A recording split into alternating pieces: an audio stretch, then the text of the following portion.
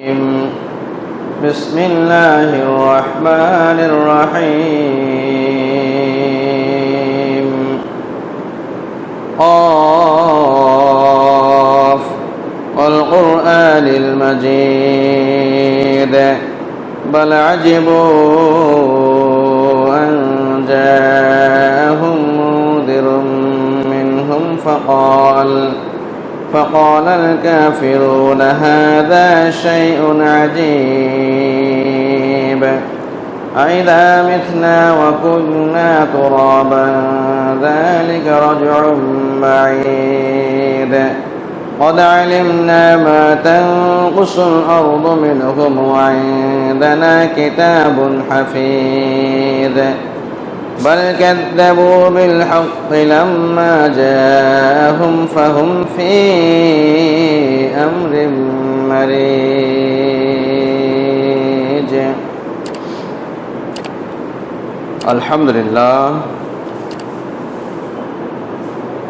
সমস্ত প্রশংসা ও গুণগান মহান রব্বুল আলামিনের জন্য, যার অশেষ মেহেরবানিতে আজকের এই সাপ্তাহিক শ্রেষ্ঠতম দিনে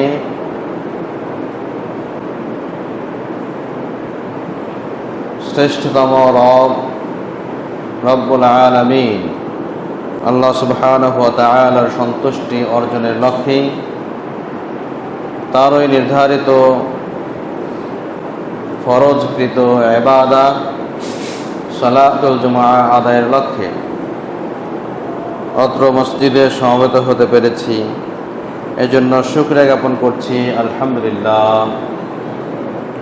দরুদ ও শান্তি বর্ষিত হোক শেষ নবী মুহাম্মদুর রাসূলুল্লাহ সাল্লাল্লাহু আলাইহি ওয়াসাল্লামের উপর, যে নবীর আদর্শই পারবে এই কলুষ যুক্ত সমাজকে, কালিমালিপ্ত সমাজকে, আকণ্ঠ অন্ধকারাচ্ছন্ন সমাজকে আলোর সমাজে, কলুষ মুক্ত সমাজে, অবক্ষয় মুক্ত সমাজে পরিণত করতে সেই নবীর উপর বর্ষিত হোক দরুদ ও শান্তি সাল্লাল্লাহু আলাইহি ওয়াসাল্লাম।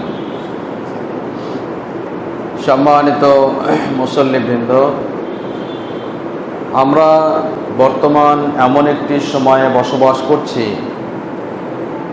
এমন একটি পরিস্থিতিতে রয়েছি যে পরিস্থিতিতে কোনো মানুষই না লোকালয়ে, না জঙ্গলে, না বনে, না স্থলে, না জলে, কোথাও কোনো নিরাপত্তা নেই। সকলেই আমরা নিজ নিজ অবস্থান থেকে সকলেই আজকে নিরাপত্তাহীনতায় ভুগছি। বিশেষত নিরাপত্তাহীনতার গ্লানি, কষ্ট, ক্লেশ বিশেষ করে বয়ে বেড়াচ্ছে আজকের নারী সমাজ।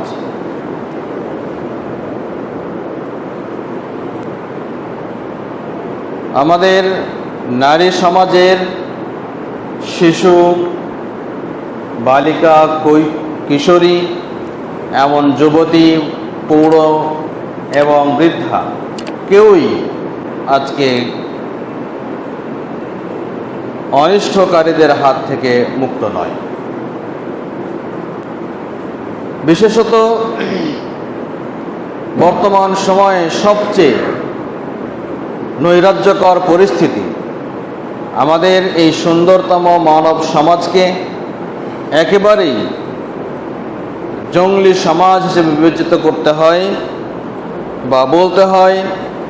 সেই ধরনের জঙ্গলি সমাজ, জঙ্গলি পরিবেশে রূপান্তরিত করেছে একদল নরখাদক, নরপিশাচ এবং এই গুন্ডা মাস্তান ও ধর্ষণকারী বৃন্দ। অবস্থাটা যেন এমনই যে তাদের জন্মই হয়েছে নারীদের শ্লীলতাহানি করবার জন্য, আবার নারীদেরও জন্ম হয়েছে তাদের লালসার শিকার হওয়ার জন্য।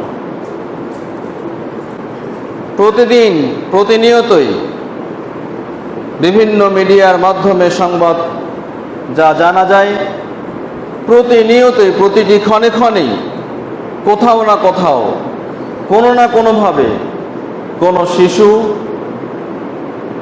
কোনো বালিকা, কোনো কিশোরী, কোনো যুবতী, কোনো শিক্ষার্থী অথবা শিক্ষিকা অথবা পৌর অথবা বৃদ্ধা যেই হোক না কেন তিনি শ্লীলতাহানির শিকার হচ্ছেন। খুবই সংকটাপন্ন পরিস্থিতিতে আজকে আমাদের এই সময় আমরা একটি মোক্ষম বিষয় নিয়ে আলোকপাত করবার চেষ্টা করব, তা হলো ব্যভিচার ও ধর্ষণ, প্রতিকার ও প্রতিরোধে ইসলামী দৃষ্টিকোণ। ব্যভিচার ও ধর্ষণ, প্রতিকার ও প্রতিরোধে ইসলামী দৃষ্টিকোণ। আজকের এই সংক্ষিপ্ত যে শিরোনামে আমরা অত্যন্ত কোরআন ও সুন্নাহ ভিত্তিক কিভাবে এ থেকে আমাদের সমাজ, আমরা নিজেরা পরিত্রাণ পেতে পারি, এই মর্মে কিছু আলোকবর্তিকা দেবার চেষ্টা করব ইনশাআল্লাহ। ওমা তৌফিক ইল্লা বিল্লাহ। ব্যভিচার ও ধর্ষণ এমন ব্যাপক, এমন পরিচিত, সকলের কাছেই এমন প্রসিদ্ধ দুটি শব্দ যে শব্দের আলাদা ব্যাখ্যা করবার প্রয়োজন নেই। ব্যভিচার যা নারী পুরুষের উভয়ের সম্মতিতেই হতে পারে, জিনা যেটির আরবি শব্দ, যার বাংলায় আমরা ব্যভিচার বলতে পারি। আবার ধর্ষণ জোরপূর্বকভাবে কারো সঙ্গে এরকম যৌন সঙ্গম স্থাপন করবার নাম হলো ধর্ষণ, যেটিকে আরবি তালে ইগতিসাব অথবা আজ-জিনা বিল জাবর বলা যেতে পারে, ইংলিশে যেটিকে রেপ বলা যায়। বর্তমান সময়ে এই ধর্ষণ ও ব্যভিচার বৃদ্ধি পাবার অন্যতম কারণগুলো হলো, প্রথমত যে বিষয়টি আমরা উল্লেখ করব তা হলো নারীদের অমার্জিত চলাফেরা, উশৃঙ্খল চলাফেরা, তাদের ক্ষমতায়নের নামে, তাদের অধিকার সমতা করবার নামে, তাদের নিজস্ব রায়, নিজের প্রভাব ও প্রতিপত্তি বাড়ানোর নামে অথবা নিজেদের স্বাধীনতার নামে যেভাবে তারা আজকে পরিবার থেকে ছিটকে গিয়ে, রাজপথ থেকে ছিটকে গিয়ে অন্ধকার পথের, অন্ধকার গলির যে পদচারণা করছে, সাথী হচ্ছে, এটি মৌলিকভাবে এবং প্রধানতম দায়ী বলে আমরা মনে করি ব্যভিচার ও ধর্ষণ বৃদ্ধি পাবার। যে নারীর বসবাস করবার কথা ছিল আমাদের অন্দরমহলে, যে মা বোনদের অবস্থান ছিল যে কোনো পুরুষের হৃদয়ের একদম মধ্যস্থলে এবং খুবই সম্মানের পাত্রী হিসেবে, একজন রানী হিসেবে, কিন্তু আজকের সমাজে যদি আমরা দেখি তাহলে দেখা যায় এই নারীদের উশৃঙ্খল চলাফেরা বা অবাধ ভাঙ্গা, যে তাদের উশৃঙ্খলতা, এগুলোই মৌলিকভাবে এর কারণ বলা যেতে পারে। দ্বিতীয়ত, নারী পুরুষের অবাধ চলাফেরা এবং মেলামেশা, কোনো প্রকার বাধা ছাড়াই, বাধাহীনভাবে নারী পুরুষ একত্রে যে কোনো অনুষ্ঠান উপভোগ করা, বাজারে যাতায়াত, রাস্তায় চলাফেরা, এমনকি নিজের শালীনতার যে সীমাটুকু রয়েছে সেই সীমাটুকুকেও উপেক্ষা করে চরম ও জ্বলন্তভাবে চলাফেরা করা এবং মেলামেশা করাটাও অন্যতম কারণ। তৃতীয়ত, সহশিক্ষা। বর্তমান সময়ের শিক্ষার যে গতি, যে ক্ষতি, এই গতি ও ক্ষতির কারণেই মূলত আজকে আমাদের শিক্ষিত সমাজ গড়ে উঠছে ঠিক, হয়তোবা একাডেমিক্যালি অথবা সার্টিফিকেটধারী বিভিন্ন শিক্ষিত নারী পুরুষ গড়ে উঠছে ঠিক, কিন্তু তাদের মাঝের যে শিক্ষিতের যে নৈতিক রূপ, সেই রূপটি না থাকবার কারণে, শিক্ষার মধ্য থেকে নৈতিকতা শিক্ষার অনুপস্থিতির কারণে আজকে সবাই একত্রে কোনো পুরুষ বা নারীদের অধিকারের নামে তাদেরকে রাস্তায় নেমে নিয়ে এসেছে, অথবা নারী মুক্তির নামে তাদেরকে রাস্তায় নেমে এসেছে। স্বাধিকার অথবা পরাধীনতার শৃঙ্খল থেকে এই শৃঙ্খল থেকে মুক্ত করবার মানুষে সুন্দর সুন্দর বাক্যালাপের মাধ্যমে, সুন্দর সুন্দর প্রতিশ্রুতির মাধ্যমে এই নারী সমাজকে ঘর থেকে এবং তাদের আপন কর্মস্থল থেকে পুরোপুরি বাইরে ছিটকে দিয়ে তাদেরকে আজকে যৌন লালসার শিকার করেছে। এছাড়াও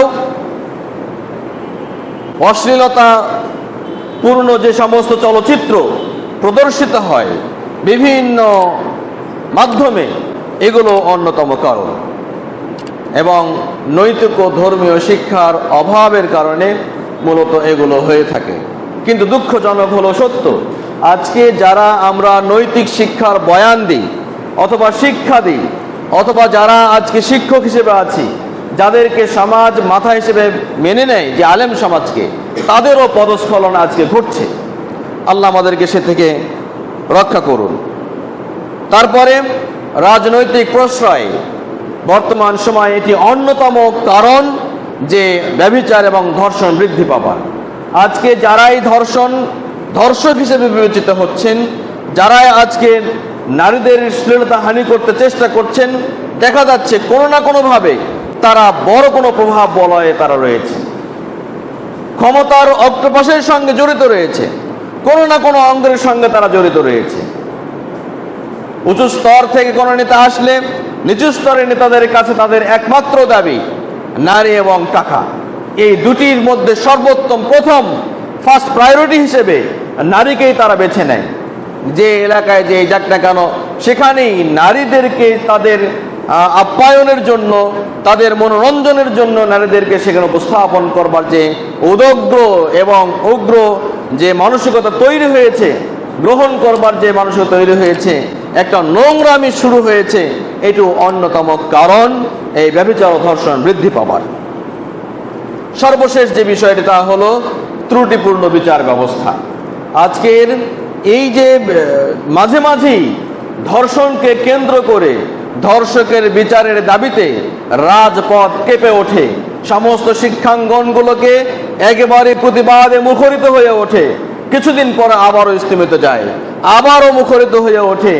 এর স্কেলটা প্রতিনিয়তই বাড়ছে কমছে, প্রতিবাদের ঝড় বয়ে যাচ্ছে, তারপরও ধর্ষণ কমছে না। তার কারণ হলো এই, যারা এর সঙ্গে জড়িত, ছোট্ট শিশু 2 বছরের অথবা 3 বছর 5 বছর 6 বছরের এই নৃশংসতার যে শিকার হয়ে নিহত হতে হয়, হত্যা হতে হয়, তাদের জীবনকে বলিদান দিতে হয়, এই সমস্ত কারণেও যারা ধর্ষক অথবা যারা অপরাধী তারা ধরাছোঁয়ার বাইরে থাকবার কারণে, অথবা ধরা পড়লেও বিচারিক প্রক্রিয়া এত দীর্ঘসূত্রিত হওয়ার কারণে, বা আরেকটি ঘটনা যখন ঘটে যায় তখন বিগত ঘটনাটা পুরোপুরি পৃষ্ঠার ওপারে রয়ে যায়, চাপা পড়ে যায়। তো এই ত্রুটিযুক্ত এবং বিচার নিশ্চিত হলেও সঠিক বিচার কাঙ্ক্ষিত লোকেরা পেতে পারে না। এর ফলেও মূলত এই অপরাধ প্রবণতাটা বৃদ্ধি পাবার অন্যতম কারণ।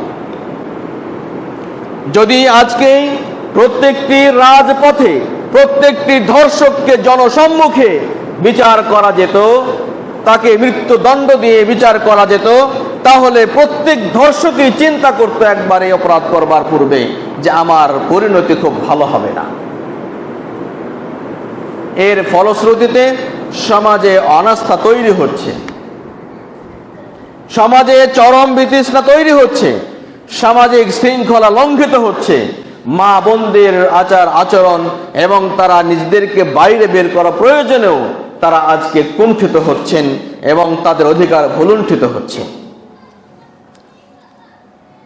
এত পরিমাণ বৃদ্ধি হয়েছে বিগত 24 সালের তুলনায় 25 সালের এই 7 মাস পর্যন্ত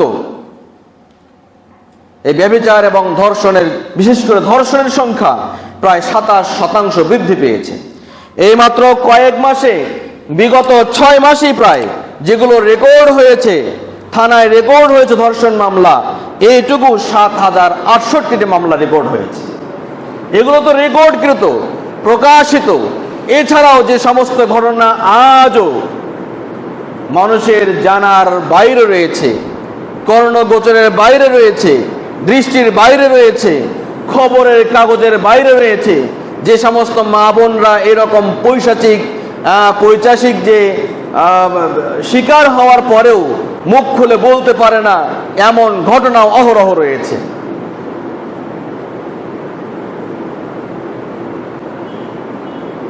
তাহলে এই যে বর্তমান পরিস্থিতি, এই পরিস্থিতি উত্তরণের জন্য আমরা কি বা করতে পারি? ইসলামী দৃষ্টিকোণ কি বলে? নবী করিম সাল্লাল্লাহু আলাইহি ওয়াসাল্লাম যে সমাজ ব্যবস্থাটি গড়ে তুলেছিলেন, যে সমাজ ব্যবস্থারে তিনি গড়ে তুলেছিলেন, যে রাষ্ট্রের ব্যবস্থাটি গড়ে তুলেছিলেন, সেই রাষ্ট্র ব্যবস্থার প্রতি যদি আমরা খেয়াল করি, তাহলে সর্বসাকুল্যে রাসূলের মাদানী জিন্দেগি 10 বছরের মধ্যে সর্বোচ্চ 2 থেকে 3টা ব্যভিচারের ঘটনা ঘটেছিল। পুরো 10 বছরের জিন্দেগিতে তাদের রাষ্ট্রনায়ক হিসেবে যেমন তিনি ছিলেন কলুষমুক্ত, অত্যন্ত সুন্দরতম চরিত্রের অধিকারী, অত্যন্ত ভালো চরিত্রের অধিকারী, ঠিক অনুরূপভাবে তার অধীনস্থ প্রত্যেকটি নাগরিকও তিনি গড়ে তুলেছিলেন একেবারে সুনাগরিক হিসেবে, পুত পবিত্র হিসেবে। তারা শয়তানের ধোঁকার প্ররোচনায় পরেও যদি কখনো এরকম দুঃসাহসিক কোনো কাজ করে বসতেন, সাথে সাথেই তারা সেখান থেকে পবিত্র হবার জন্য, দুনিয়াবী শাস্তি মাথা পেতে নেবার জন্য তারা সরাসরি বিচারক মুহাম্মদুর রাসূলুল্লাহ সাল্লাল্লাহু আলাইহি ওয়াসাল্লামের কাছে হাজির হয়ে যেতেন। তিনি তাদেরকে বলতেন যে, ইয়া রাসূলুল্লাহ, আমি তো ধ্বংস হয়ে গিয়েছি, আমার দ্বারা এমন একটি পাপ কাজ সংঘটিত হয়েছে, সুতরাং আমাকে পবিত্র করুন। কোন নারীও যদি এরকম কোন পাপ কাজে লিপ্ত হতো, সাথে সাথেই রাসূলুল্লাহ সাল্লাল্লাহু আলাইহি ওয়াসাল্লামের কাছে গিয়ে তিনি নালিশ করতেন, ইয়া রাসূলুল্লাহ, আমি ধ্বংস হয়ে গেছি, আমি অপবিত্র হয়ে গেছি, আমাকে পবিত্র করুন। সম্মানিত উপস্থিতি, আমরা ইসলামী দৃষ্টিকোণ তুলে ধরব। প্রথমত, ইসলাম প্রতিরোধের চাইতে প্রতিকারের চাইতে প্রতিরোধকে বেশি গুরুত্ব দেয় যে কোনো বিষয়, যাতে প্রত্যেকটি অপরাধ কোনোভাবেই সংঘটিত না হয়, এই বিষয়টি ইসলাম প্রথমত নিশ্চিত করে।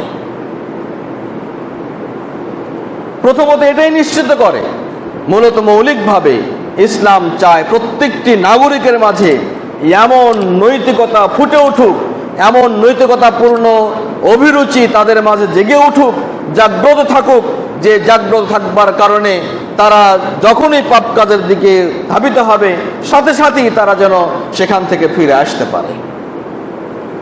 অনাকাঙ্ক্ষিতভাবে কোনো দিকে যদি মাইল হয়ও, ধাবিত হয়ও, সাথে সাথে যখনই মনে পড়বে আল্লাহর কথা, তাকওয়ার ভিত্তিতে তারা যেন ফিরে চলে আসে। এই তাকওয়া ভিত্তিক সমাজ গঠনেই মূলত নবী করিম সাল্লাল্লাহু আলাইহি ওয়াসাল্লাম তিনি চেয়েছিলেন। সম্মানিত উপস্থিতি, প্রথমত রাসূল সাল্লাল্লাহু আলাইহি ওয়াসাল্লাম আল্লাহ রাব্বুল আলামিন এই ব্যভিচার এবং ধর্ষণকে চূড়ান্ত অপরাধ হিসেবে স্বীকৃতি দিয়েছেন, সবচেয়ে বড় অপরাধ হিসেবে স্বীকৃতি দিয়েছেন। আল্লাহ রাব্বুল আলামিন প্রথমত বলেছেন, ওয়ালা তাকরাবুজ জিনা, হে ঈমানদারগণ, তোমরা ব্যভিচার ধর্ষণের নিকটবর্তী হবে না। করা তো দূরের কথা, সেই সমস্ত কার্যকলাপের কোনো সবাব, কোনো মাধ্যমও তোমরা গ্রহণ করবে না। ইন্নাহু কানা ফাহিশা, এটি তো অশ্লীলতা, এগুলো তো চূড়ান্ত অশ্লীলতা, মন্দ কাজ। ওয়া সাআ সাবিলা, এবং খুবই খুবই মন্দ একটি পথ মাত্র। রাসূল সাল্লাল্লাহু আলাইহি সাল্লামকে জিজ্ঞাসা করা হলো, ইয়া রাসূলুল্লাহ, আইয়ুদ দামবি আযম, সবচেয়ে বড় পাপ কোনগুলো? রাসূল সাল্লাল্লাহু বলছেন, আনতা জাআলা লিল্লাহি নিদ্দা ওয়া হুয়া খালাকাকা, যে আল্লাহ তোমাকে সৃষ্টি করেছেন, সেই আল্লাহর সঙ্গে অন্য কাউকে অংশীদার স্থাপন করাটা হলো সবচেয়ে বড় পাপ। আবারও জিজ্ঞাসিত হলেন আল্লাহ রাসূল, তারপরে কোন পাপ? তখন আল্লাহ রাসূল সাল্লাল্লাহু আলাইহি ওয়াসাল্লাম বলছেন, তোমার সন্তানকে হত্যা করা। তারপরে আল্লাহ রাসূল আবার জিজ্ঞাসিত হলেন, এরপরে কোনটি বড় পাপ? আল্লাহ রাসূল বললেন, আন তুজানিয়া বিহালিলাতি জারিকা, তোমার প্রতিবেশী যে পুত পবিত্র নারী রয়েছে, সেই নারীদের সঙ্গে ব্যভিচারে লিপ্ত হওয়া সবচেয়ে মন্দ কাজ, সবচেয়ে মন্দ কাজ এবং সবচেয়ে বড় অপরাধ। তাহলে ব্যভিচার এটি হলো সবচেয়ে বড় অপরাধগুলোর অন্যতম। সবচেয়ে বড় অপরাধের যত লিস্ট রয়েছে, যত তালিকা রয়েছে, সমস্ত অপরাধের মধ্যে এটিও একটি অপরাধ, বড় অপরাধ। সেটি হলো ব্যভিচারে লিপ্ত হওয়া। এটি হলো নৈতিক মানদণ্ড দাঁড়করণের জন্য আল্লাহ রাব্বুল আলামিন ঘোষিত মানব জাতিকে জানিয়ে দেওয়া একটা রূপ, যে তোমরা এই কাজ যে করবে, তোমাদের এই কাজটি কিন্তু সবচেয়ে বড় অপরাধ।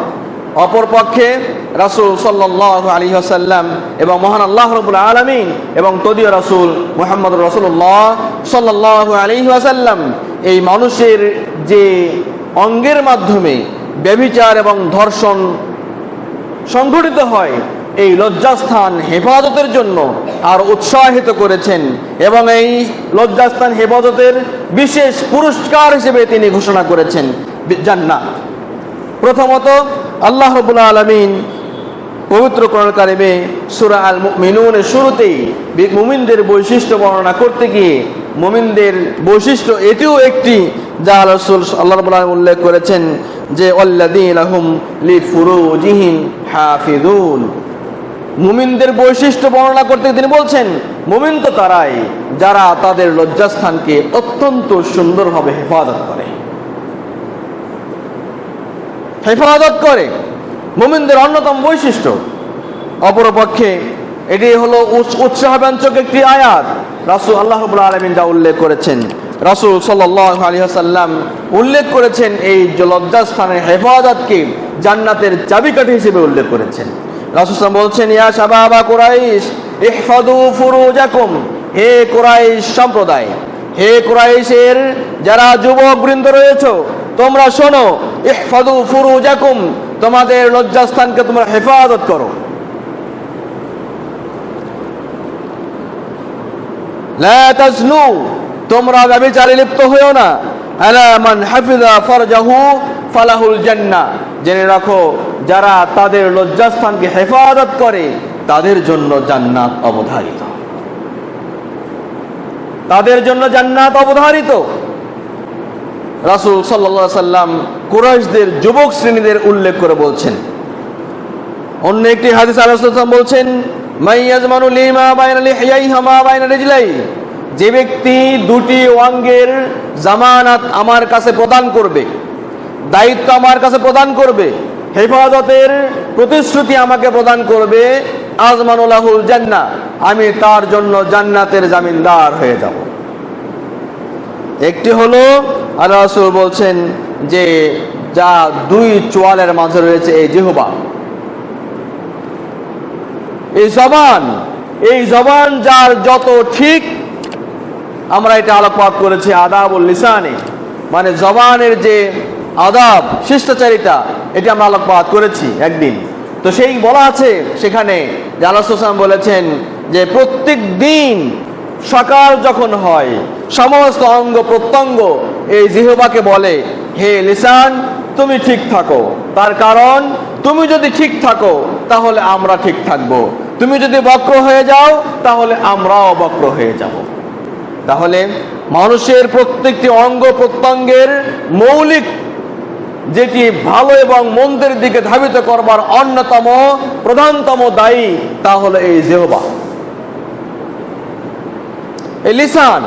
সুতরাং আল্লাহ রাসূল সাল্লাল্লাহু আলাইহি ওয়াসাল্লাম এই হাদিসে বলছেন, যে ব্যক্তি আমাকে এই দুই চোয়ালের মাঝের এই অঙ্গের এবং দুই রানের মাঝের যে লজ্জাস্থানের হেফাজত করবে, চাই সে নারী হোক অথবা পুরুষ হোক, যেই হোক না কেন, যারাই নিজেদের এই লজ্জাস্থানে হেফাজত করবে বা দায়িত্ব নেবে, দায়িত্বশীল হিসেবে হেফাজত করবে, আমি রাসূল তার জন্য জান্নাতের দায়িত্বশীল হয়ে যাব। সুবহানাল্লাহ।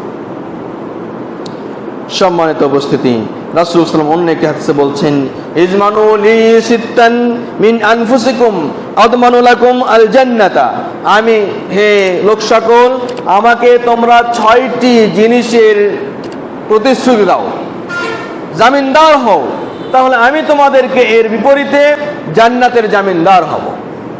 নাম্বার 1, উসদুকু ইযা হাদাসতুম, যখন তোমরা কথা বলবে তখন সত্য কথা বলবে,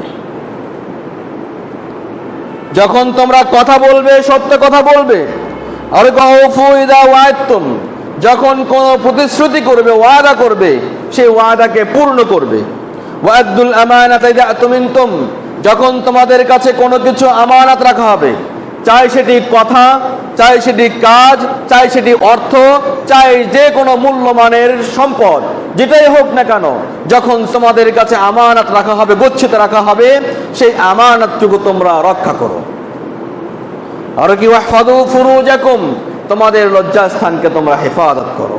ওয়াগুদ্দু আবসারাকুম, তোমাদের দৃষ্টিকে অবনমিত করবে। চোখ আছে বিধায় যেখানে সেখানে তাকাবে এমনটি যেন না হয়। চোখ আছে বিধায় তোমরা যে কোনো জায়গায় যেতে পারো, দেখতে পারো, এমনটি যেন না হয়, বরং এই চোখের হেফাজত তোমরা নিয়মিতভাবে করবে। ওয়াকুফু আইদিয়াকুম, এবং আইদিকুম, তোমাদের হাতগুলোকে তোমরা বিরত রাখবে অন্যের কোনো ক্ষতি করা থেকে। একটা বিষয় খেয়াল করুন, এই 6টি গুণে গুণান্বিত যদি কোনো মুমিন হতে পারে, কোনো মুসলিম হতে পারে, তাহলে সেই মুমিনের দ্বারাই কোশ্চেন কালে কোনো সমাজের, কোনো নারীর, কোনো পুরুষের, কোনো প্রতিবেশীর অথবা কোনো সমাজের কোনো দিক থেকে কোনো ক্ষতি হতে পারে না, কোনোভাবে ক্ষতি হতে পারে না। সে একটি আদর্শ নাগরিক, সুনাগরিক এবং সুপ্রতিষ্ঠিত মুমিন হিসেবে পরিগণিত হবে। রাসূল সাল্লাল্লাহু আলাইহি ওয়াসাল্লাম এই সুনাগরিক, সুপ্রতিষ্ঠিত মুমিনের জন্যই সুসংবাদ দিয়েছেন, তার জন্য তিনি প্রতিশ্রুতি দিয়েছেন, জামিনদার হবেন কিসের? জান্নাতের। সুবহানাল্লাহ। সম্মানিত উপস্থিতি, একদিকে ব্যভিচারকে অনুৎসাহিত করে সবচেয়ে বড় অপরাধ হিসেবে গণনা করা হয়েছে, অপরদিকে মুমিনদেরকে যাতে তারা তাদের লজ্জাস্থানে হেফাজত করে, এই হেফাজতের জন্য আলাদা পুরস্কার আল্লাহ রাসূল সাল্লাল্লাহু আলাইহি ওয়াসাল্লাম ঘোষণা করেছেন। এবং শুধু তাই নয়, এই লজ্জাস্থানে হেফাজত করাটা মহান আল্লাহ রাব্বুল আলামিনের পক্ষ থেকে ক্ষমা পাওয়ার অন্যতম মাধ্যম। সূরা আহজাবের 35 নম্বর আয়াতে অনেকগুলো গুণাবলী বর্ণনা করবার পরে আল্লাহ রাসূল বলছেন, আল্লাহ রাব্বুল আলামিন বলছেন, ওয়াল হাফিযিনা ফুরুজাহুম, যারা তাদের লজ্জাস্থানকে হেফাজত করে, এটি পুরুষ, আল হাফিজাত, এবং লজ্জাস্থানে হেফাজতকারী মহিলা, নারী, এই সমস্ত আরো উল্লেখ করছেন। তার বলছেন, আ'আদাল্লাহু লাহুম মাগফিরাতাও ওয়া আজরান আযীমা, আল্লাহ বলছেন এই সমস্ত গুণে গুণান্বিত যারা হবে, লজ্জাস্থানে হেফাজত করা সহ আরো অনেকগুলো গুণের কথা আয়াত উল্লেখ করেছেন। এই সমস্ত গুণে যারা গুণান্বিত হবেন, তাদের জন্য আল্লাহ রাব্বুল আলামিন প্রস্তুত করে রেখেছেন, তৈরি করে রেখেছেন মাগফিরাহ, ক্ষমা, আর কি ওয়া আজরান আযীমা, এবং মহা মহা পুরস্কার, প্রতিদান। সম্মানিত উপস্থিতি, লজ্জাস্থান হেফাজতের গুরুত্ব অত্যন্ত বেশি। চারিত্রিক কলুষমুক্ত থাকবার জন্য, চারিত্রিক বৈশিষ্ট্য এবং চারিত্রিক মাধুর্যতা ফিরিয়ে আনবার জন্য আমাদের সবচেয়ে দুটি অঙ্গ সবচেয়ে বড় দায়ী এবং সবচেয়ে বেশি গুরুত্বপূর্ণ, তা হলো এই দুই চোয়ালের মাঝে জিহ্বা, দুই রানের মাঝে লজ্জাস্থান। সম্মানিত উপস্থিতি, তাহলে প্রথমত এই ইসলাম ব্যভিচার বন্ধে ইসলামে যে পদক্ষেপ, তা হলো রাসূল সাল্লাল্লাহু আলাইহি ওয়াসাল্লাম আরো অন্য জায়গায় বলছেন, মহান আল্লাহ রাব্বুল আলামিন বিভিন্ন আয়াতে বলছেন, ওয়ালা তাকরাবুজ জিনা ইন্নাহু কানা ফাহিশা ওয়া সাআ সাবিলা, যে আয়াতটি বলছেন। অন্য একটি আয়াতে সূরা আ'রাফ 33 নম্বর আয়াতে আল্লাহ বলছেন, উল ইন্নামা হাররামা রাব্বিয়াল ফাওয়াহিশা মা যাহারা মিনহা ওয়া মা বাতান, হে নবী আপনি সমস্ত উম্মতকে বলে দিন যে নিশ্চয়ই আমার রব তোমাদের প্রতি হারাম করেছেন যত রকমের গোপন এবং প্রকাশ্য এবং অপ্রকাশ্য সকল ধরনের অশ্লীলতা, সকল ধরনের পাপ কাজ, সকল ধরনের যে ফাহিশা কাজ রয়েছে, সমস্ত কিছুকেই তিনি হারাম করেছেন।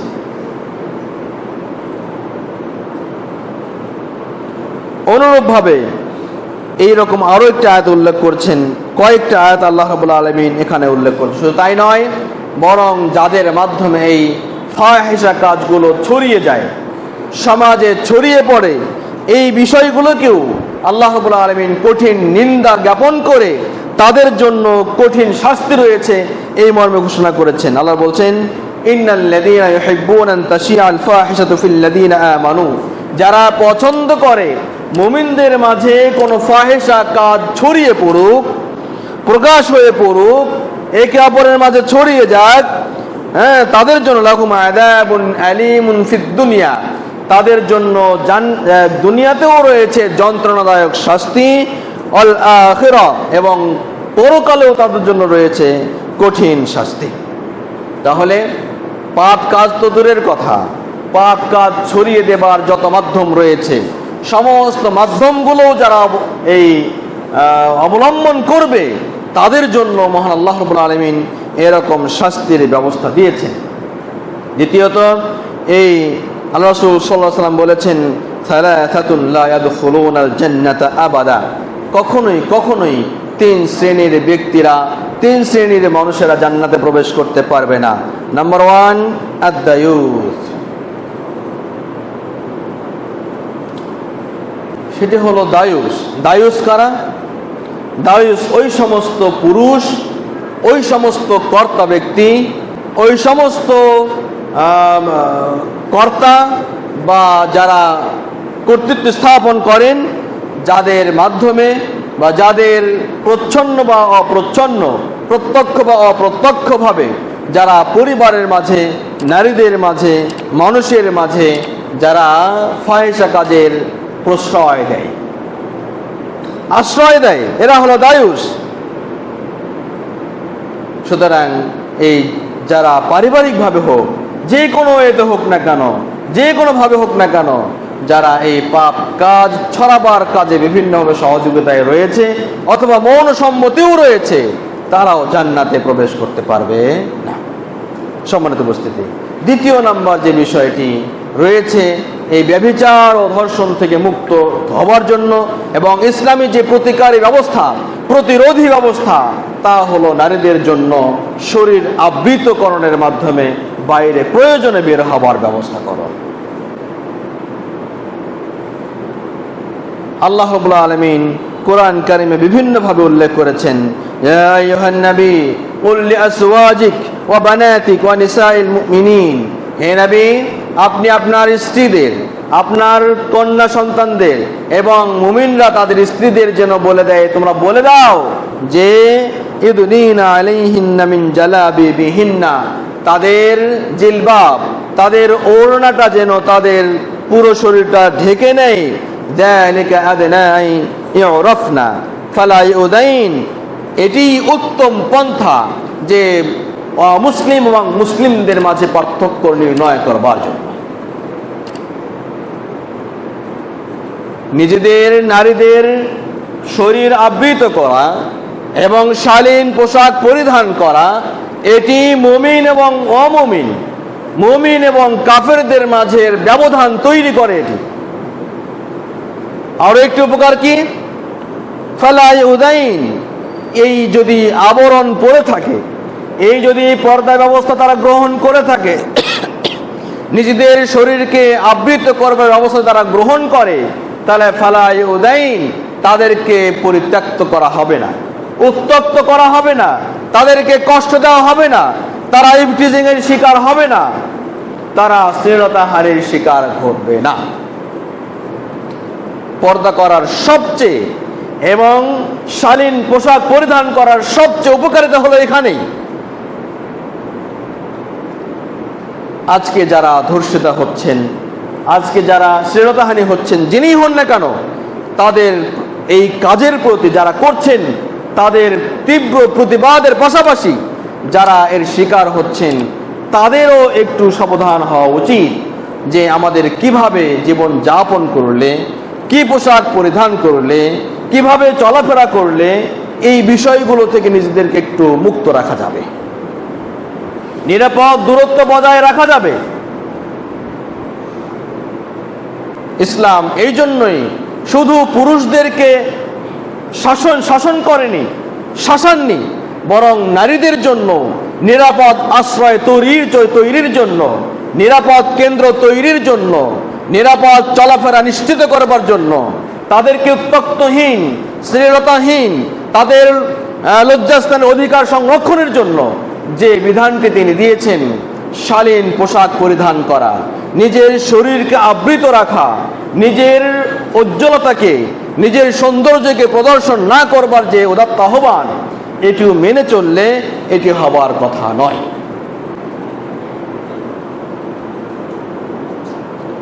সম্মানিত উপস্থিতি, ইসলামে একটি নারী পুরুষের পোশাকের একটি পোশাক কোড রয়েছে। প্রথমত, সতর আবৃত করা, এটি নারী পুরুষের সকলের জন্য প্রযোজ্য, সকলের জন্য প্রযোজ্য। নারীদের সতর পুরো শরীর, আর পুরুষদের সতর নাভি থেকে হাঁটু পর্যন্ত। এই সতর আবৃত করা নারী পুরুষ উভয়ের জন্য অত্যন্ত জরুরি। এটি পোশাক কোডের অন্যতম একটি। দ্বিতীয় নাম্বার, ঢিলে ঢালা এবং স্বাভাবিক পোশাক পরিধান করা। টাইট ফিটিং কোনো পরিধান যেমন কোনো পুরুষের জন্য শোভনীয় নয়, নারীদের জন্য তো নয়। এবং তৃতীয় নাম্বার যে পোশাক কোড রয়েছে তা হলো অমুসলিম এবং পাপীদের কোনো পোশাকের যাতে অনুকরণ না করা হয়।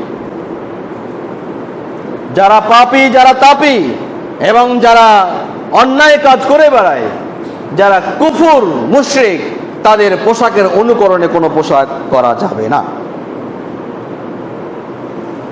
এইভাবে আল্লাহ রাব্বুল আলামিন নারীদেরকে নিজেদের অধিকার রক্ষা করবার যে রক্ষা কবচ দিয়েছেন,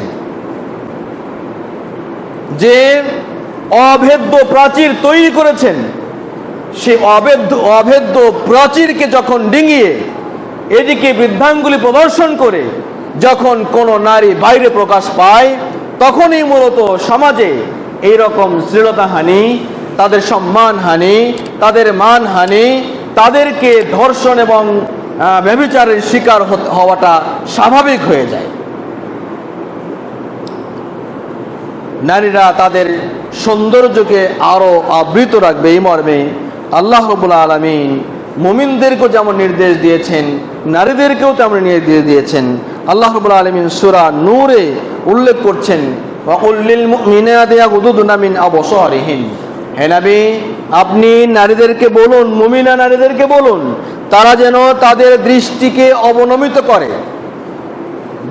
অবনমিত করে, নিচু করে, ওয়াহফাযনা ফুরুজাহুন্না, এবং তাদের লজ্জাস্থানকে তারা যেন হেফাজত করে, ওয়ালা ইউবদিনা যিনাতাহুন্না, তাদের সৌন্দর্যকে তারা যেন প্রকাশ না করে,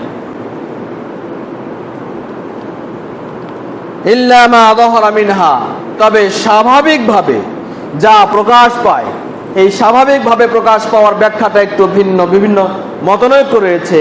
তন্মধ্যে একটা মত রয়েছে শুধুমাত্র চেহারা এবং 2 হাতের কবজি পর্যন্ত প্রকাশ করার কথা কেউ কেউ বলেছেন। আবার কেউ কেউ মনে করেছেন যে তাদের যে পোশাকটা হবে, নারীদের পোশাকটাও তো সুন্দর, সেই হিসেবে এই পোশাক তো ঢাকার কোনো সুযোগ নেই, সেই হিসেবে এটি মা যাহারা মিনহার অন্তর্ভুক্ত। তবে নারীদের সৌন্দর্যের রাজধানী চেহারা, এটিকে ঢেকে রাখাটাই প্রত্যেকটা মুমিনের অবশ্যই কর্তব্য। আর কি বলছেন, ওয়ালিয়াদরিবনা বিখুমুরিহিন্না আলা জুয়ুবিহিন্না, নারীরা যেন তাদের বড় একটা খেমার, তারা যেন তাদের পর্দাকে তাদের বুকের উপর দিয়ে সুন্দরভাবে লাগিয়ে দেয় এবং পরে বেড়ায়। আরো বলছে ওয়ালা ইউবদিনা যিনাতাহুন্না, আরো একটা এখানে উল্লেখ করছেন, তাদের শারীরিক সৌন্দর্য যাতে কোনোভাবেই প্রকাশ না করে, ইল্লা লিবুউলাতিহিন্না। এরপর আল্লাহ রাব্বুল আলামিন কাদের জন্য প্রকাশ করা সহনীয় এবং করা যায় এর কিছু ব্যাখ্যা তিনি উল্লেখ করেছেন। সম্মানিত উপস্থিতি, এই নারীদের বাইরে বের হবার, নারীদের চলাফেরা করবার, নারীদের নিজেদের সতীত্বকে টিকিয়ে রাখবার জন্য যে অভেদ্য প্রাচীর এবং পর্দার ব্যবস্থা করেছেন, যে পোশাকের ব্যবস্থা করতে বলেছেন, এই পোশাকটাই মূলত নারীকে তাদেরকে রক্ষা করতে পারে।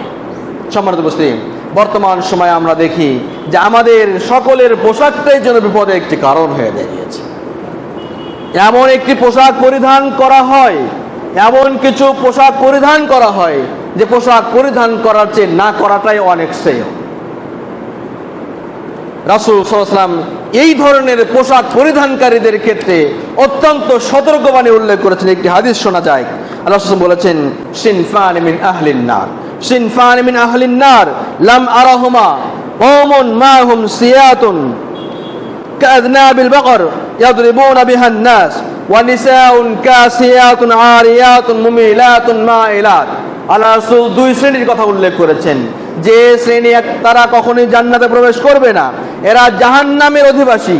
নাম্বার 1, যারা সব সময় মানুষদেরকে শাসনের উপরে থাকে, অর্থাৎ অত্যাচারী শাসক, এর অন্তর্ভুক্ত হতে পারে।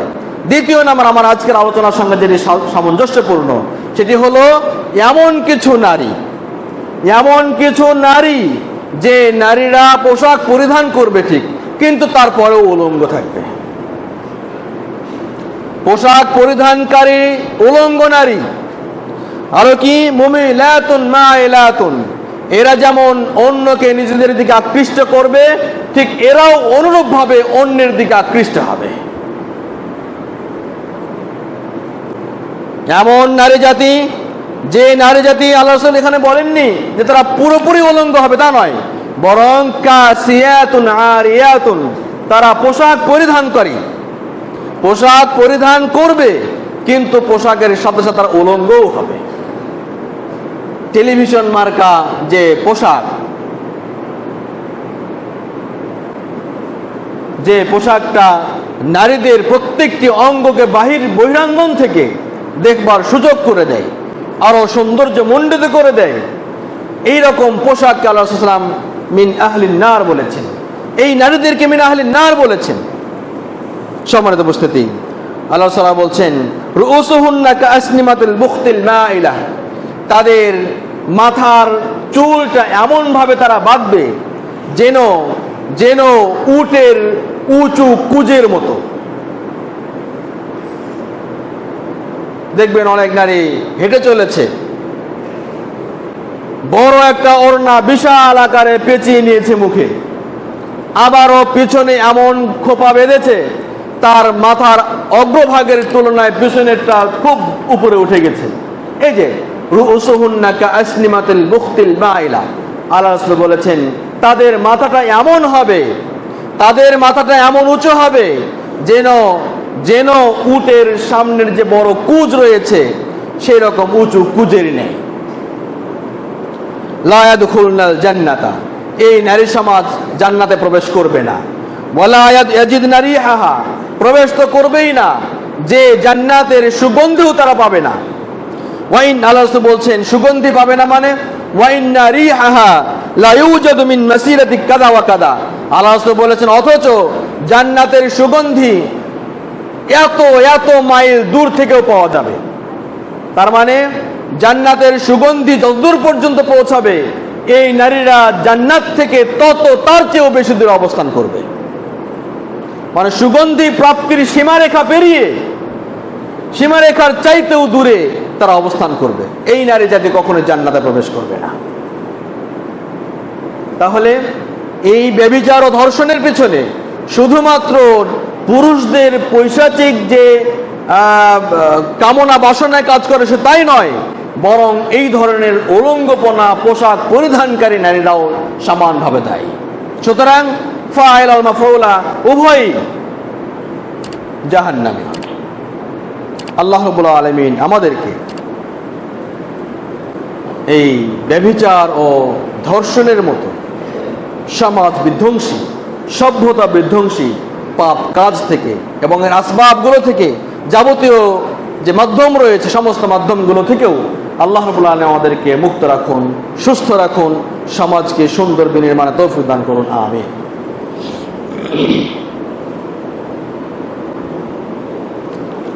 সম্মানিত উপস্থিতি, আমরা আলোকপাত করছিলাম ব্যভিচার রোধে ইসলামী দৃষ্টিকোণ। বলছিলাম যে ব্যভিচার রোধ করবার জন্য আল্লাহ রাব্বুল আলামিন এবং তার প্রিয় হাবিব মুহাম্মদ রাসূলুল্লাহ সাল্লাল্লাহু আলাইহি ওয়াসাল্লাম পুরুষদেরকে যেমন সুন্দর চারিত্রিক গুণাবলীতে অধিষ্ঠিত হতে বলেছেন, গুণান্বিত হতে বলেছেন, ঠিক নারীদেরকেও সুন্দর চরিত্রের অধিকারী হতে বলেছেন এবং পোশাকের ক্ষেত্রেও, চলার ক্ষেত্রে, নিজেদের শরীরকে আবৃত করবার ক্ষেত্রেও নির্দিষ্ট একটা সীমারেখাও তিনি প্রদান করেছেন। এই সীমারেখা ব্যতি রেখে যারা চলবে তারা কশ্চিন কালেও মুমিনা যেমন হতে পারবে না, ঠিক অনুরূপভাবে পুরুষের লালসার শিকার থেকেও তারা বাঁচতে পারবে না, যাদের কারণে উভয়ের কারণেই সমাজ রসাতলে যেতে বাধ্য। রাসূল সাল্লাল্লাহু আলাইহি ওয়াসাল্লাম অন্য একটি হাদিসে বলছেন, কোন পুরুষও নারীর যেমন পোশাক পরিধান করা নিষিদ্ধ, ঠিক অনুরূপভাবে কোন নারীও কোনো পুরুষের পোশাক পরিধান করতে পারবে না। আমাদের সভ্য সমাজ, শিক্ষিত সমাজ, আমরা একটু শিক্ষিত হলেই শিক্ষিতের ওই কাতারে নিয়ে যাওয়ার জন্য, নিজেদেরকে আরো আপডেট ভাববার জন্য মেয়ে সন্তানদেরকে গেঞ্জি, শার্ট, প্যান্ট, আরো বিভিন্ন ধরনের আধুনিক ডিজাইনের পুরুষদের সঙ্গে সঙ্গতি রেখে, পুরুষের সঙ্গে চলার সঙ্গতি রেখে, কেউ বা অধিকারের নামে, কেউ বা সমতার নামে, কেউ বা অর্থনৈতিক উন্নয়নের নামে এই ধরনের এমন পোশাক পরিধান করাচ্ছি, যা পোশাক পরিধান করা মাত্রই তারা রাসূলের ভাষায় তারা লানাত প্রাপ্ত। রাসূল সাল্লাল্লাহু আলাইহি ওয়াসাল্লাম বলছেন, লানা রাসূলুল্লাহ সাল্লাল্লাহু আলাইহি ওয়াসাল্লাম আল মুতাশাব্বিহিনা মিনার রিজালি বিন নিসা। ওই সমস্ত পুরুষদেরকে আল্লাহ রাব্বুল আলামিন রাসূল লানত করেছেন যারা নারীদের সাদৃশ্য পোশাক পরিধান করে। এই তো কয়েকদিন আগে সুদর্শন পুরুষের অ্যাওয়ার্ড হলো।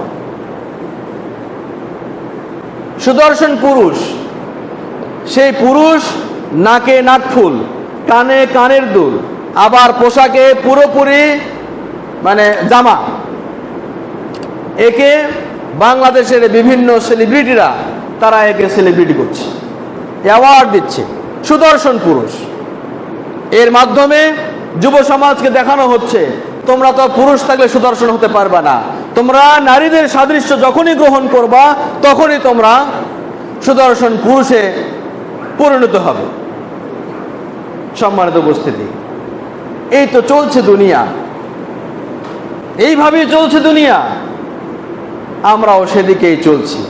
তো আল্লাহ রাসূল সাল্লাল্লাহু আলাইহি ওয়াসাল্লাম এইরকম পুরুষদেরকে যারা নারীদের সঙ্গে সাদৃশ্য রেখে চলাফেরা করে, পোশাক পরিধান করে, এদের প্রতি আল্লাহ রাসূল লানাত করেছেন। অনুরূপভাবে ওয়াল মুতাশাব্বিহাতি মিনান নিসাই বির রিজাল, ওই সমস্ত নারীদেরকেও আল্লাহ রাসূল সাল্লাল্লাহু আলাইহি ওয়াসাল্লাম লানাত করেছেন যে সমস্ত নারীরা পুরুষের সাদৃশ্য ধরবার জন্য পুরুষের পোশাক পরিধান করে। হ্যাঁ, নারীদের পোশাক পরিধান করে এবং পুরুষের পোশাক নারীরা পরিধান করে, তাহলে উভয় লানাত প্রাপ্ত। সুতরাং পোশাক পরিধানের ক্ষেত্রেও ইসলামী একটা দৃষ্টিভঙ্গি রয়েছে। মুমিন হলে শুধু 5 ওয়াক্ত সালাত আদায় করাটাই যথেষ্ট নয়, বরং মুমিনের কার্যবিধিতে রাসূল সাল্লাল্লাহু আলাইহি ওয়াসাল্লাম দেখে দেওয়া যত বিধিবিধান রয়েছে সবগুলোই সন্নিবেশিত করা অতীব জরুরি। সম্মানিত উপস্থিতি, আর উলঙ্গপনা, এটি তো পুরোপুরি শয়তানি ফাঁদ। এই শয়তান ফাঁদে ফেলে এই উলঙ্গপনার যে সবকটা এবং উলঙ্গপনার যে সূচনাটা, এটি মূলত আদম এবং হাওয়া আলাইহিস সালাম থেকেই শুরু হয়েছে। কখন? যখন তারা এই শয়তানের কুমন্ত্রণায়, শয়তানের ওয়াসওয়াসাতে যখন জান্নাতের ভিতরকার ওই নিষিদ্ধ গাছের নিকটবর্তী হয়েছিলেন, তখনই তাদের শরীর থেকে পোশাকটা খুলে গিয়েছিল। আদম ও হাওয়া আলাইহিস সালাম তাদের লজ্জাস্থানকে ঢাকবার জন্য গাছের পত্র পল্লব নিয়ে, পাতাগুলোকে নিয়ে তারা বারংবার চেষ্টা করেছেন তাদের লজ্জাস্থানকে ঢাকবার জন্য। শয়তান তাদের কুমন্ত্রণা কেন দিয়েছে? আল্লাহ রাব্বুল আলামিন সূরা আরাফে এর কারণ উল্লেখ করেছেন, লিইউরিয়াহুমা সাওআতিহিমা, তাদের লজ্জাস্থানকে, তাদের আবরণকে মুক্ত করবার জন্য, তাদের আবরণকে ছিঁড়ে ফেলবার জন্য, তাদেরকে উলঙ্গ করবার জন্য, তাদের লজ্জাস্থানকে দেখবার জন্য শয়তান তাদেরকে কুমন্ত্রণা দিয়েছে। আর শয়তানের কুমন্ত্রণা মানেই প্রথম ধাপই ওর যে প্রথম কাজ হবে তা হলো নারীদের পোশাক থেকে দূরে নিয়ে, বরং যাতে করে অন্য পুরুষ তাদের নারীত্ব, সতীত্ব এবং সৌন্দর্য প্রদর্শন করতে পারে, এই প্রধান যে কাজ এবং কার্য, এটি প্রথম এই কাজটি শয়তান করে থাকে। এজন্য যখনই মনে হবে উলঙ্গপনার দিকে ধাবিত হবার, মনে রাখতে হবে এটি শয়তানি প্ররোচনা আর ছাড়া আর কিছুই নয়। সম্মানিত উপস্থিতি, সুতরাং ব্যভিচার রোধে, ধর্ষণ রোধে আমাদের যেমন রাজনৈতিক সদিচ্ছা প্রয়োজন, আরও অনেক বিষয় আলোকপাত করবার আছে। আগামী সপ্তাহে আরও সুন্দর আলোকপাত করবো ইনশাআল্লাহ। তো আমরা যেটি বলছিলাম যে এগুলো রোধ করবার জন্য যেমন শুধুমাত্র বৈষয়িক আইনই প্রযোজ্য নয়, বরং ইসলাম যেভাবে চেয়েছে, আমার মনের ভিতর থেকে যদি শয়তানি দূরীভূত না হয়, তাহলে আইন করে কোশ্চেন কালো আমি ভালো হতে পারি না। হৃদয়ের পবিত্রতা, হৃদয়ের কলুষমুক্ততা, কলবে সালিম এর অধিকারী হওয়া না হওয়া পর্যন্ত কোশ্চিন কালেও অপরাধ প্রবণতাটা কমবে না, বরং বেড়েই চলবে। সুতরাং ইসলামী দৃষ্টিকোণ হলো একজন নাগরিক যাতে সুন্দরভাবে গড়ে ওঠে। একজন নাগরিকের চিন্তাই থাকবে আমি কোশ্চিন কালো আমার দ্বারা যাতে কারো ক্ষতি না হয়, আমি একজন মুমিন, আমি একজন মুসলিম, সুতরাং আমার দ্বারায় কারো শ্লীলতাহানি হতে পারে না। এটি মুসলিমদের চিন্তা হতে হবে, এটি সমাজের প্রত্যেকটি নাগরিকের চিন্তা থাকতে হবে এবং ফিকির থাকতে হবে, এবং চারিত্রিক যে শক্তি, চারিত্রিক অবকাঠামোর যে সৌন্দর্য, এই সৌন্দর্যে সতীত্ব টিকে রাখবার মতো শক্ত মনোবল থাকতে হবে। তাহলেই না সেই সমাজটা সুন্দর হবে। যেমন ইসলাম এইরকম সুন্দর সমাজ গঠনে সহায়ক করেছে, ঠিক অনুরূপভাবে এই ব্যভিচার যারা এরপরও যারা করবে তাদের বিরুদ্ধে কঠোর হস্তক্ষেপে এই অপরাধীদেরকে দমন করবার প্রেসক্রাইব করেছে, পরামর্শ দিয়েছে, যা আমরা আগামী দিনে আলোকপাত করবো ইনশাআল্লাহ। আল্লাহ রাব্বুল আলামিন আমাদেরকে, আমাদের নারী সমাজকে সঠিক বুঝ দান করুন এবং ইসলামী ভাবধারায় নিজেদের জীবন যাপন করবার তৌফিক দান করুন। এইখান আমাদের একটি কথা মনে হতে পারে যে শালীন পোশাক পরিধান করা মানেই যে মৌলবাদী, তা নয়। এর যেমন দুনিয়াবী উপকার আছে, ঠিক অনুরূপভাবে পরকালীন উপকার রয়েছে। যারা পরকালে বিশ্বাস করে না, তারা কমপক্ষে দুনিয়াবী এই আযাব থেকে বাঁচবার জন্য এবং পুরুষদের লালসার শিকার থেকে বাঁচবার জন্য, হায়নাদের এই পশু বৃত্তি থেকে নিজেদেরকে বাঁচবার জন্য শালীন পোশাক পরিধান করা অত্যন্ত জরুরি। নচেত সমাজ আরো রসতলে যাবে।